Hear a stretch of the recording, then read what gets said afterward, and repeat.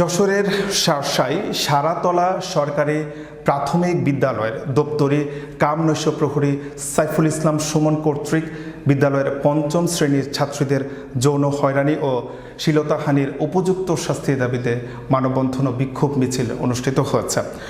রোববার উপজেলার সারাতলা বাজারে ও বিদ্যালয়ের সামনে এ মানববন্ধন ও বিক্ষোভ মিছিল অনুষ্ঠিত হয়। ঘটনাস্থল পরিদর্শন করেন উপজেলা প্রাথমিক শিক্ষা কর্মকর্তা রফিকুল ইসলাম, বিদ্যালয়ের সভাপতি নূর মোহাম্মদ ও ডিহি ইউনিয়নের চেয়ারম্যান আসাদুজ্জামান মুকুল। এ ঘটনায় অভিযুক্ত সাইফুল ইসলাম সুমনকে গোড়পাড়া ফাঁড়ি পুলিশের ইনচার্জ সালাউদ্দিন আটক করে। এ ব্যাপারে উপজেলা প্রাথমিক শিক্ষা কর্মকর্তা রফিকুল ইসলাম বলেন, ঘটনাস্থল পরিদর্শন করেছে, অভিযোগকারী অভিভাবকদের সাথে কথা বলেছে, অভিযুক্ত সুমনের বিরুদ্ধে ব্যবস্থা নেওয়া হবে। শার্শা থানার অফিসার ইনচার্জ ASM আকিকুল ইসলাম বলেন, অভিযুক্ত সুমনকে আটক করা হয়েছে, তদন্তপূর্বক আইনগত ব্যবস্থা গ্রহণ করা হবে।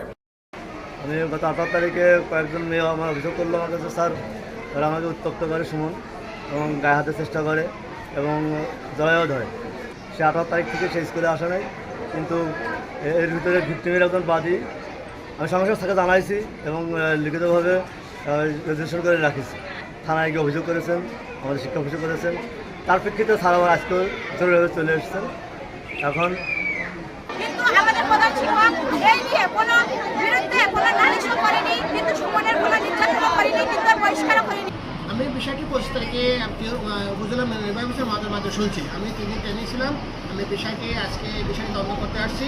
আমরা বিষয়টি জানলাম, আমরা সঠিকভাবে রিপোর্ট দিয়ে আমরা পরবর্তী ব্যবস্থা গ্রহণ করব।